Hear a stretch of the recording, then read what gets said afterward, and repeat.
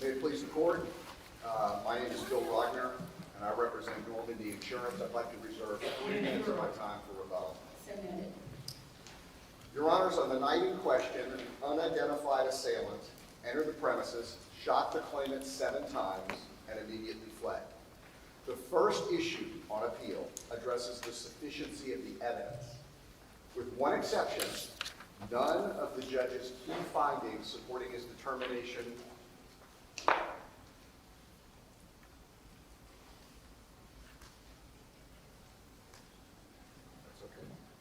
And we're pausing your time.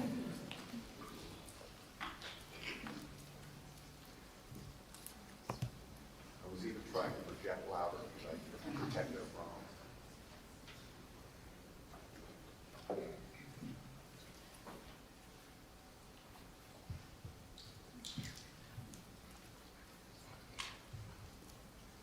It's okay. No worries.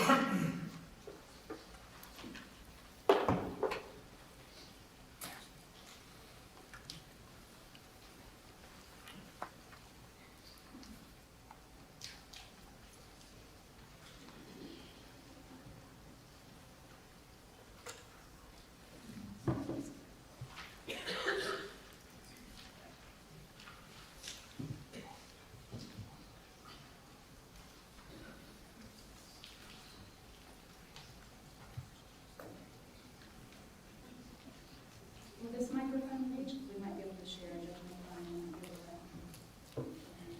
I just want to ask any questions.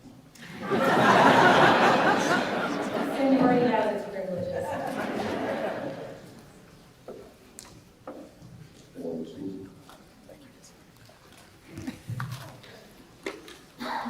Mr. Rodman, with that false start, we're going to reset the clock. If you just start all over again so everyone in the audience can hear you well.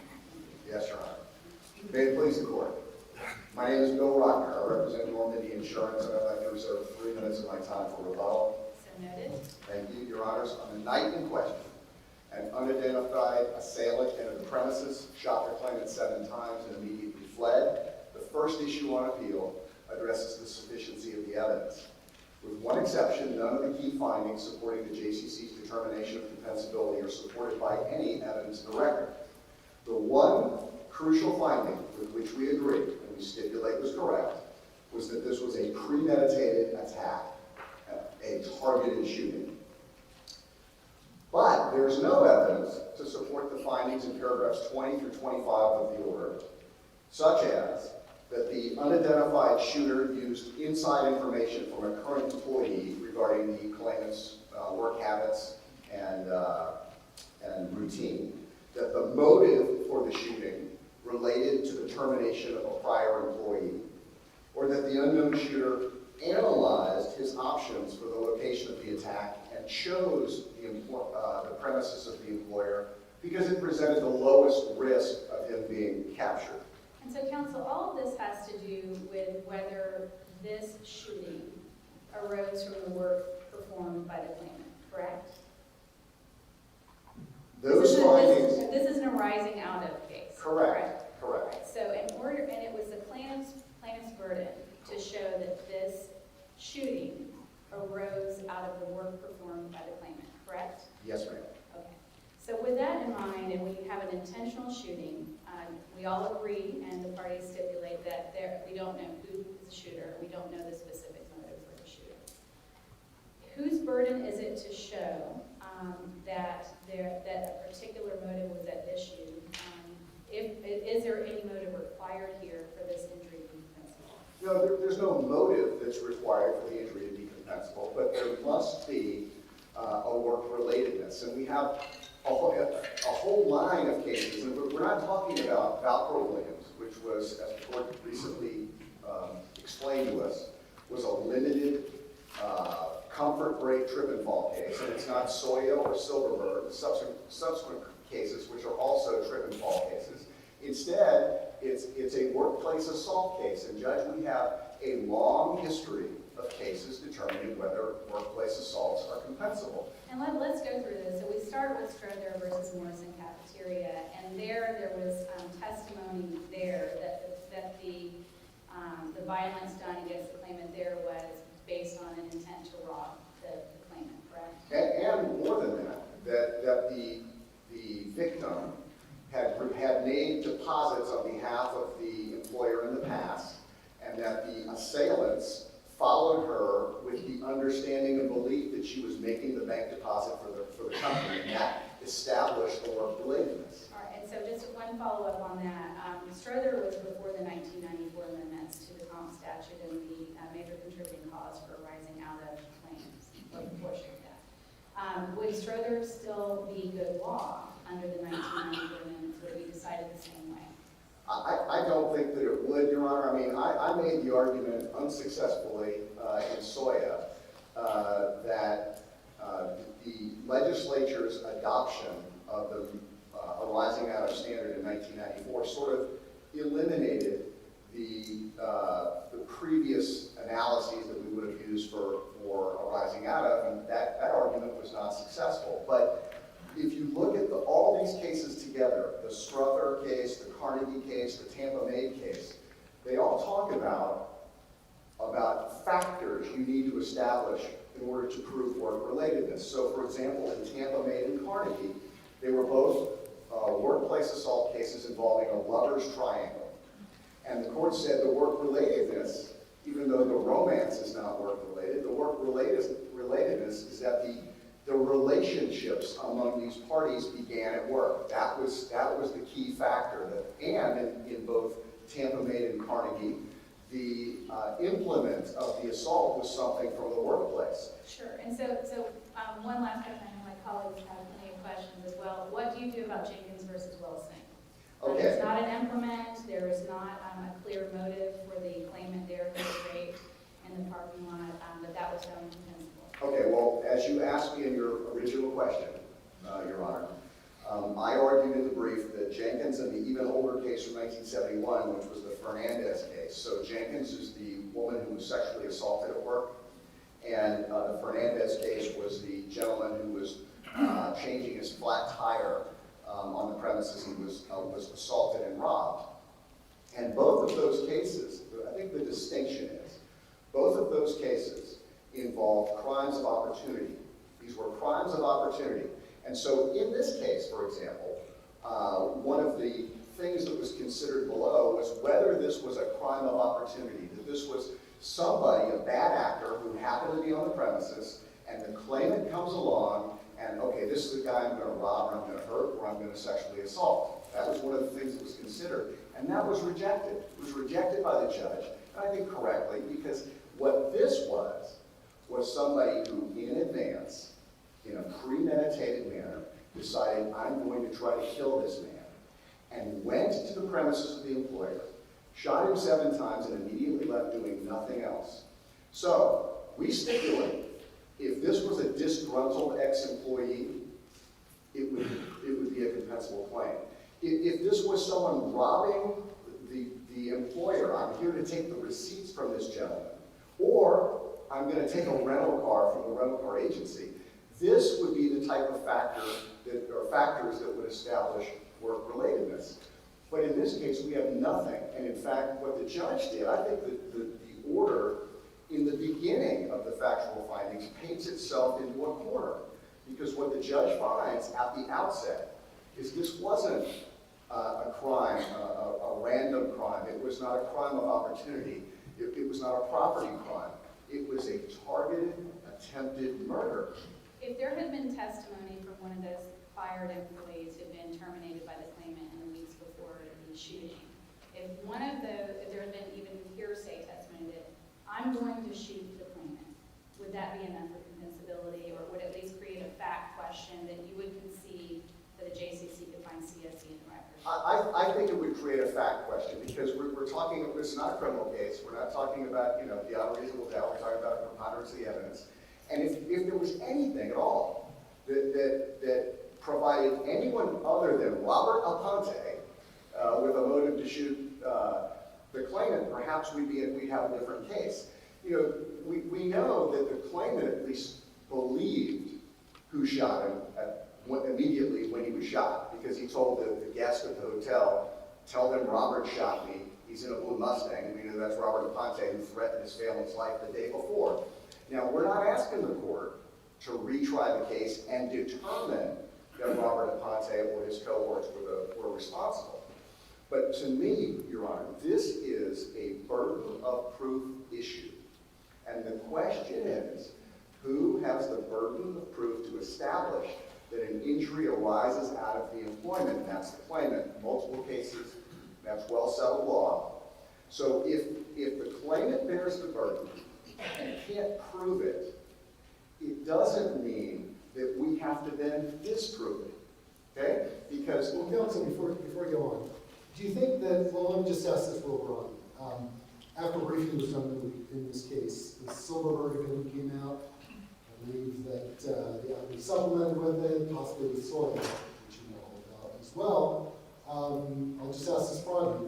What, if anything, do those cases have to say about, about causation, about proof, about JCC's role? okay, I thought I might be asked that. So I thought, how do I plug in I fell down at work case to this fact pattern, okay? So what Silverberg and Soya give us is two separate tests for arising out of compensability. The first one is an injury that occurs when the claimant has no personal, pre-existing, non-work-related cause for the injury.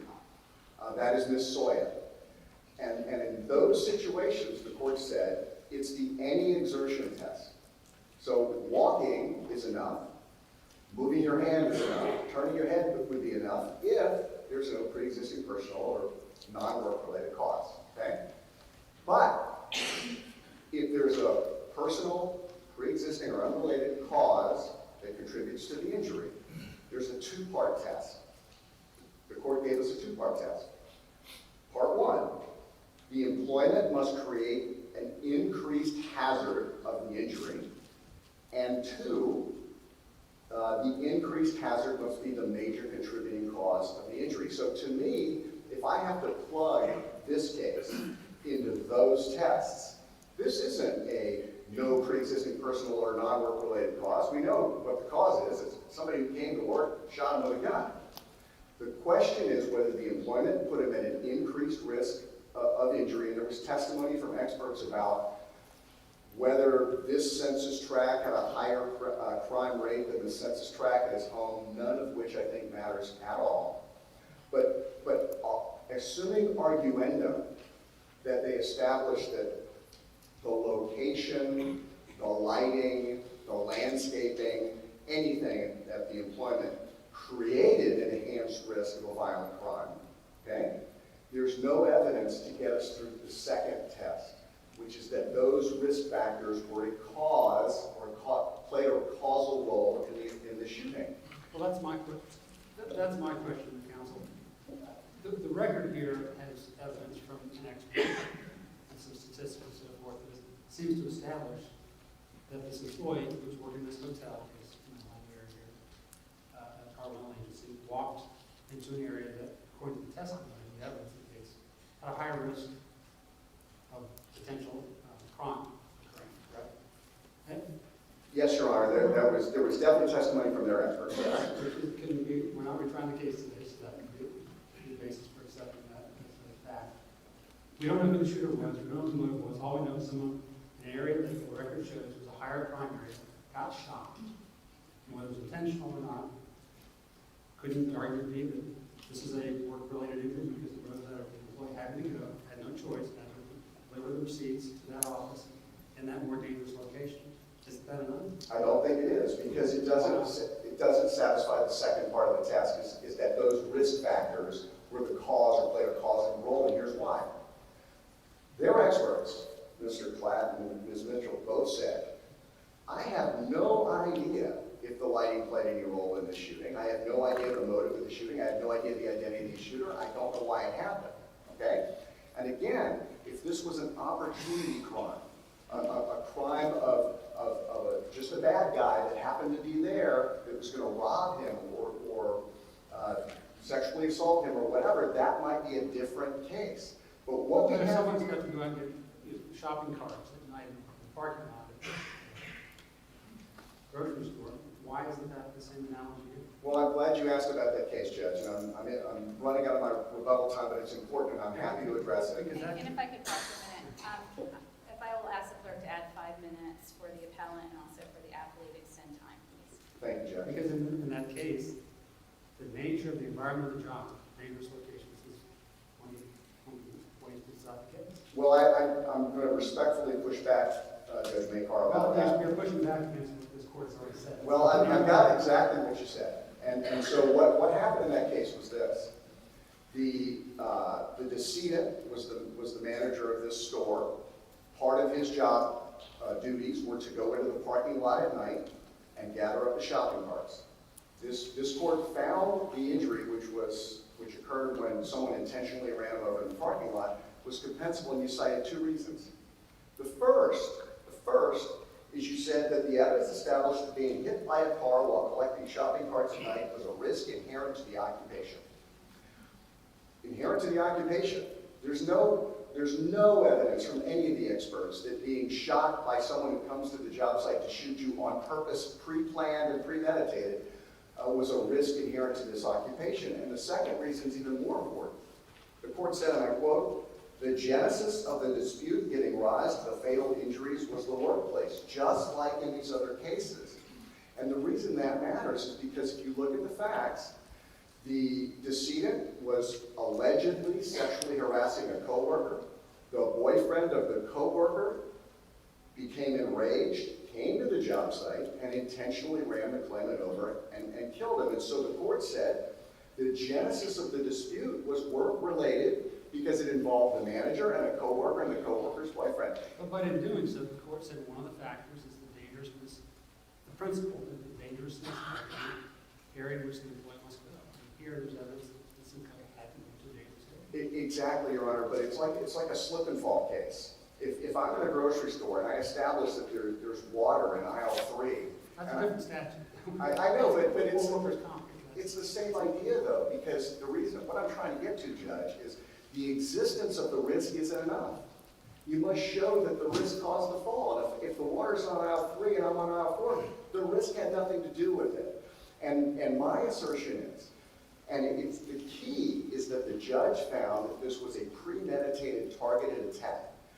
And we cannot, unless we simply stack inference upon inference upon inference, determine that the shooter chose that location because it wasn't well lit, allegedly, or there was nobody around, or you're just guessing. And my problem with the order is that the judge just kind of guessed and said, I find that it was a disgruntled ex-employee operating on inside information and that he chose this spot because of dim lighting. We have no idea if that's true. Would you concede there's a different analysis that applies to the random act of violence in a very high crime area? does walk out of the parking lot, there's shootings once a week, and he's required to go. Random act versus these intentional target acts. There are different analysis about occupational causation. Completely. I think it's completely different. Judge, I think this case turns on the fact that the judge determined it was a pre-planned, premeditated, targeted attack. That's the difference in the case. But we don't know why. I know we don't know. The motivation could have been point related. It could have been, yes. So neither side has the higher ground in this issue. The question then becomes, what does the record show as to the dangerousness of the area? No, I think it becomes who has the burden of proof? Who has the burden of proof? And Your Honor, respectfully, we do not have the burden to prove that it arises out of the employment or that it doesn't arise out of the employment. They do. When you have a targeted, premeditated attack, their burden is to show that it's work-related.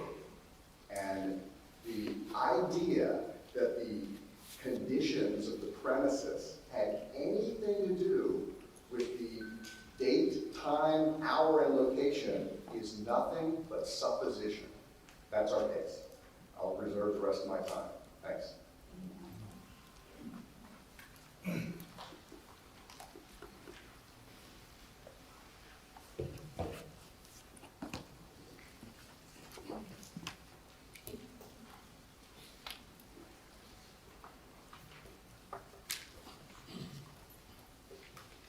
Good afternoon, Your Honors. May it please the Court. I'm Mike Weiner from Tampa, Florida, along with my fellow counsel here, Mr. Smith, who represent the claimant and the appellee in this case, Mr. Bouillon. It's our contention, Your Honor, that the judge in compensation claims did in fact render an order that is supported by competent substantial evidence. Admittedly, some points enjoyed more evidentiary support than others, but still to its essence, the judge found a number of alternative bases for finding that the claimant met his burden of proof of establishing compensability immediately arising out of the test. Even if this court were to find that there were bits and pieces of the order that may not be supported by competent substantial evidence, there's still plenty left. There's plenty of meat on the bone left that was supported by competent substantial evidence in terms of evidence of occupational causation, such as this court is bound to affirm under both Dixie Coachman and the harmless error rule. Distilled to its essence, the theory of the carrier in this case all along has been, I'm channeling my inner Johnny Cochran here, so pardon this, but if you can't solve a crime, you don't get it done.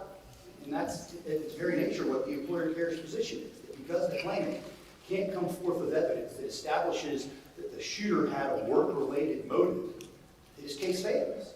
Okay, why isn't that the case? I mean, let's look at, first of all, you can see this is a traveling employee going between two premises owned by the employer, correct? Yeah, course and scope is not an issue. Right, and I agree. But the traveling employee section of that, the going and coming section says specifically, you have to prove a rising out of, again, just like the general provision. So we have a reiteration that it is the claimant's burden to demonstrate that in this case, that the shooting arose out of the employee's work performed for the, and so here there's no evidence of a robbery. There's no evidence that this claimant was being targeted for any reason regarding his work. And so what evidence in the record is there, in your view, that it's competent, that suggests that this employee was being targeted for the work he performed? Well, the judge made that conclusion based on consideration of two possible scenarios as to why the claimant was being attacked. Number one is this gentleman, Mr. Aponte, with whom the claimant's son had this beef that occurred the day before. And that was the personal or important risk, right, that the carrier was seeking to establish that was a attack. The other subset of possibilities are all work-related. He meets the classic statutory definition of arising out of. If you look at the definition, it's a simple one. Arising out of pertains to occupational causation. The claimant meets the arising out of test if the work that he is performing in the course of scope of his employment is the major contributing cause of the accident. And Soy and Silverberg have expanded upon that to talk about if there are no other causes, which there are none here because the JCC is a specific matter of fact, and facts which enjoy record evidence that has competent substantial evidence to support the JCC found. There are no personal issues. There are no important risks. The claimant did not bring anything into the workplace that could have caused or contributed to his shooting. So what does that leave us with? Work-related factors. Work-related factors came from witness testimony, expert testimony from two different experts. The JCC's order at page 16, paragraphs A through G, goes through a litany of different findings, talking about the dark area, how there was, where the claimant area was, he was attacked. The assailant had an opportunity to attack him from behind, where he couldn't be seen. It's kind of how, I'm sorry, how are those rules again? Well, they're all important because under Santizo Perez, Judge Bekar, as you pointed out, risk factors are important, right? Risk factors are what give us the tools to be able to find arising out of. And there's the Santizo Perez case this court talked about. This case presents a classic example how courts can hyper-focus on the motive of a third party to an employee, ignoring the environment that also facilitated the injury. And so why are those factors important? Because it is those precise work-related environmental factors that precipitated Mr. Bouillard being shot at work, and that's why the judge has competent substantial evidence to support his conclusion that the target was a targeted attack. The attacker said, you know what, this is the best place to do it. I can approach this guy from behind, he can't see me, I'll be in the dark, I can run away, I've got multiple exit points, I'm in a large commercial area where I can flee. Whereas if the attack was going to occur at the claimant's home, it would have been a much more difficult targeted attack to accomplish. I'm not sure that we need to compare the risk at home versus the risk in the workplace. This isn't Valport Williams, but I think you make an important point about Santizo Perez, and to the extent that the court suggested that environmental risk alone is enough to show occupational causation under the arising out of the prong. Why shouldn't we reject that as dicta here? Because in that case, there was a jealous boyfriend of a coworker, not unlike other cases that we've decided with violence in the workplace, and also consistent with Struthers, where there was evidence in the record that the violence was brought onto the claimant based on something that happened at work, a coworker, a tool, a motive to rob. In every one of those cases, there was evidence to show why the violence was visited upon the claimant. What do we have here that shows that? I would submit to you that some crimes are unsolved. In fact, a large portion of crimes are unsolved. And unfortunately for the claimant in this case, this is an unsolved crime. Is that enough to meet the burden, as if it's an unsolved claim, cause that the women may It's- to the claimant? That is a very good question. And it is in this case, I'm going to tell you why. We have a number of factors here. Number one, we have the claimant unambiguously meeting the statutory factor as the judge of compensation claim found that he was, according to the arising out of test, the work he was performing was the major contributing cause of his being assaulted. That's important. Number two, we have the risk factors under Santizo Perez. He is undoubtedly in a risky environment, and there is a plethora of competent substantial evidence that supports that. He's working late at night. The crime did show that it's 13, I think, times more likely that he would suffer a violent crime.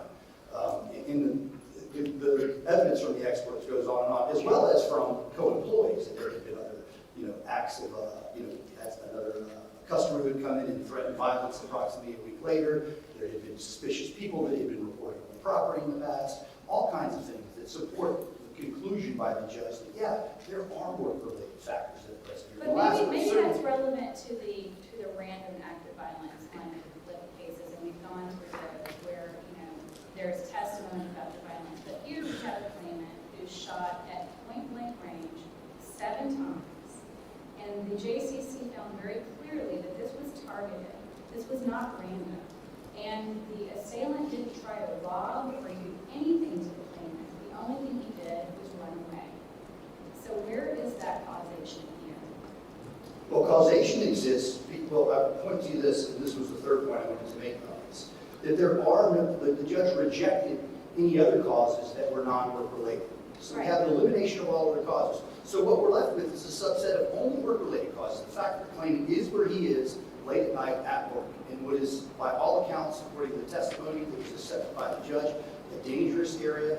Crimes are more likely to occur at that hour. The old adage is, like everyone's mom tells you, nothing good happens after 2 a.m. Unfortunately for Mr. Bouillard, he learns this the hard way. But we have, small fact upon small fact. The aggregation of all these facts takes us way beyond competence substantial, even beyond preponderance of the evidence, even though we submit our burden in trial is only to produce competent substantial evidence, but that his work-related dangerous environmental factors contributed to the attack. Well, in the same case here, where you quoted from, this case presents a classic example of how force and was a motive. I think that's your argument here. this is a case where there's this hyper focus on what's the motive, when in reality, there's another way to get from point A to point B.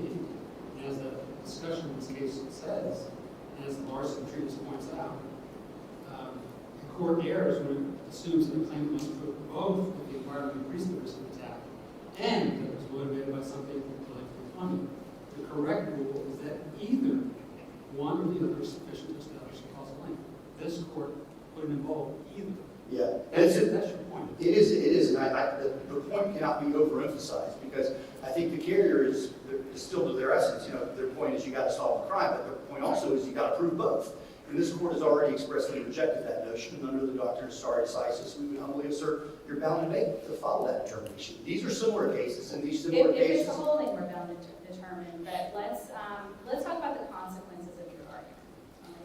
All right? It's your argument that if an employer chooses to construct its storefront in a high crime area, and the employee walks to the parking lot on a path that they have to get to their car, and there's a random act of violence, and you can't prove that it's not personal, then the claimant prevails every time.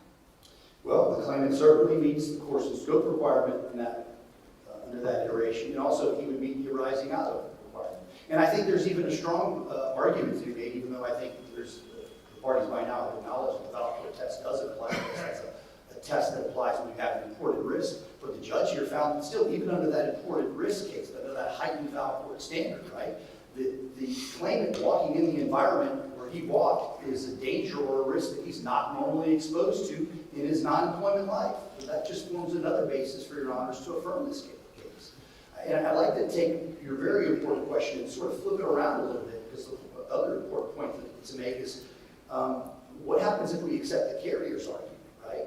We've now placed the burden upon injured workers of being crime solvers. This is the job of the police. This is the job of the state attorney's office. The workers' compensation system would be essentially scuttled if we place the burden on injured workers to be able to track down the people who assault them, bring them into court in front of the judge of compensation claims. Presumably, in this case, the carrier would have whoever shot Mr. Bouillard testify against his own Fifth Amendment rights against self-incrimination, say, hey, yeah, you know why I shot the guy? Well, it had to do with this work dispute because I didn't like the fact that he charged me for an extra hour rental in the car, or whatever So it you're may be. suggesting that in an unsolved crime scenario that there's a presumption of compensability and it's up to the claimant to prove that it was not work-related?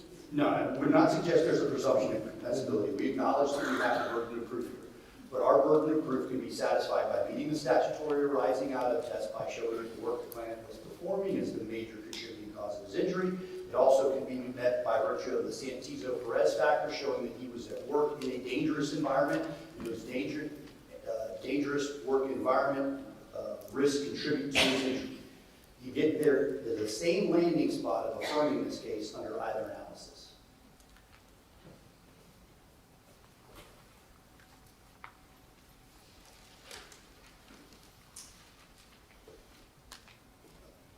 A couple of last points I want to make in closing, Your Honors. As I mentioned earlier, I think the claimant scored a 3-0 or a 4-0 victory here. Right? There's various portions of the judge's compensation order, but even if you were to find some of these, may not have enjoyed as much substantial evidence on the record as others, he still made his prima facie case and made his showing of arising out of. So he can still win 1-0, and that's sufficient. He doesn't need to win by a larger score or a larger margin than that. So what you're saying is if we were to find, for instance, that the evidence that there was a co-worker suspect who could have been responsible for the crime was pure speculation and not supported by CSE, please go through the record with us. What are the actual CSE supported facts? And let's take aside the high crime, area facts and the dark, secluded area where the shooter was situated. What are the work-related facts that could have caused someone connected to this claimant to shoot him that night? Someone connected to his employment. So, under Strother, under Yeah. any of the other cases where we've ever found compensability, or the Supreme Court has found compensability when there was violence in the workplace. Well, to get you all the way there requires solving the crime, and that hasn't happened yet. I don't think that's true. I think if you look at witness can certainly testify, right? Right. And Strother, the victim, testified that they were asked for the money, that there was a robbery motive. Right, but the problem, the issue in Strother is we knew who the perpetrators were. Okay. And that gave us an opportunity to find that out. And we also had the convenience of the fact that these perpetrators had approached the claimant prior. We don't know that here because Mr. Booyah never had the opportunity to observe the person who shot him as the person who shot him from behind. Again, I bring that back to exactly the importance of the point, which cannot be overemphasized here, that the dangerousness or the hazard that the work environment creates is an important and critical part of the arising of analysis, and that's where we get here. So we know that Mr. Booyah's duties required him to hire and fire employees. We know that he fired an employee just a couple weeks previously because the guy tested positive for heroin. We know that he's had interactions before with angry and disgruntled customers. We see a whole confluence of factors here that lend support to the inference that JCC made based on these, that it was more likely than not that it was a target attack by a fellow employee or a previous employee than it was Mr. Aponte, who was the only person who the carrier could produce that was quote-unquote would have presented a personal risk. And along those lines, I would submit to you that the outcome of this case is in fact controlled by Silverberg. It is in fact controlled by Soya. And also the cases that preceded them, Caputo, Langham, Ross, Walker, all of them. And if you just substitute the word attack for the word fall, you get to the same cause, right? In major contributing cause, again, we have to be mindful of the fact that it is a comparative analysis of competing causes. So you have to have more work-related causes than non-work-related causes. And in terms of non-work-related causes here, what did the judge find expressly? There were none. There were 0 non-work-related causes. The carrier had the opportunity to present that. They championed that cause all along. Even in their brief, they suggested that the claimant had a dying declaration that it was Aponte who did it, which the judge expressly rejected on the basis of the evidence before him, concluding that Aponte would never have had the time necessary to know where the claimant was going to be, when he was going to be there to carry out the attack. You're bound by law to support those, I would humbly suggest, under the competent substantial evidence rule. But if we get back to my point under Walker and under Caputo, that where an unexplained fall happens while the claimant is actively engaged in the duties of employment, and when there is no other basis for the fall, such as a pre-existing condition or a dog or an imported risk, you could put that in there too in the parentheses, causal relationship between the employment and the accident is met. So all we have to do is follow the binding precedent that we have in multiple cases that we have just reaffirmed as being valid in Soya and just reaffirmed as being valid in Silverberg, and substitute the word attack for fall, and we land at the very same spot. There's nothing in the statute that says that falls need to be treated differently than attacks. An accident is an accident. It is defined simply as a sudden and unexpected event. Mr. Booyah had the misfortune of being the victim of a sudden, unexpected event when he was attacked, just as if he would have fallen in that scenario.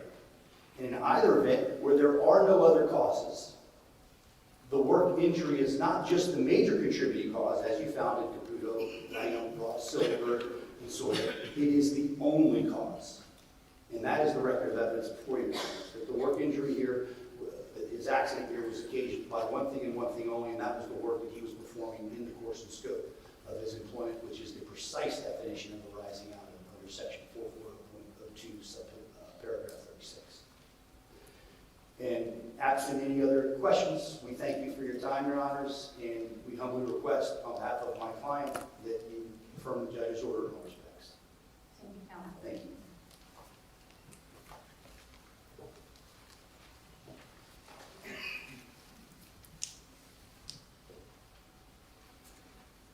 Your Honors, Mr. Weiner says, we meet our burden by proving that work was the major contributing cause of the injury. The sole cause of this injury was a gun. And we know that in Langford, that's a workplace shooting case, not compensable because there was no proof that the dispute related to the employment. Little's, a staff. Counsel, if I could ask you something since we have limited time. Do you have a statute or a case in Florida with a proposition that a claimant must prove both that the environment increased the risk of the attack and it was motivated by something related to the employment? Do you have a single case or statute? No, Your Honor, I don't have a single case or statute. That's not the law. Your Honor, going to respectfully disagree. I know you're looking at the footnotes that are in that case, and the holding of that case said that there were two factors that led it to be determined compensable. First, that the risk that he faced was inherent in his occupation. But I'm talking about legal principles, not this particular case. This case went for the claimant. Yes. Got it, okay. I'm talking about the principle here. And you don't have, I don't think it exists in the jurisprudence in Florida, anything that suggests that the claimant must do anything other than present that the workplace had an increased risk of harm from slip and fall or from a crime. That is certainly not contained in any statute either, Judge. I don't accept that that's the law. We've got a whole body of workplace assault cases, and they all talk about what is the genesis of the dispute that led to the shooting. And if the shooting is not related to the employment, if the shooting does not involve, the assault does not involve an implement of the employment, then it's not considered But this compensable. employee was in an area that was more dangerous. Sure. And it was established as fact that they had to walk from the kiosk to the office, by the all that. And Why is it not enough under the because there's no evidence that those risks had any causative role So in the the shooting. employee had to walk across a tightrope or a swimming pool full of alligators? Compensable. 100%. Because the cause of the injury was falling off a narrow rope and landing in the mouth of an alligator. An area that's higher risk for the employee to go through, had to go through. Except in this case, Okay, we had someone who planned in advance to kill him and came to the job site and so tried the to kill him. alligator planned in advance. With that, unless the court has any further questions, I'll take a seat.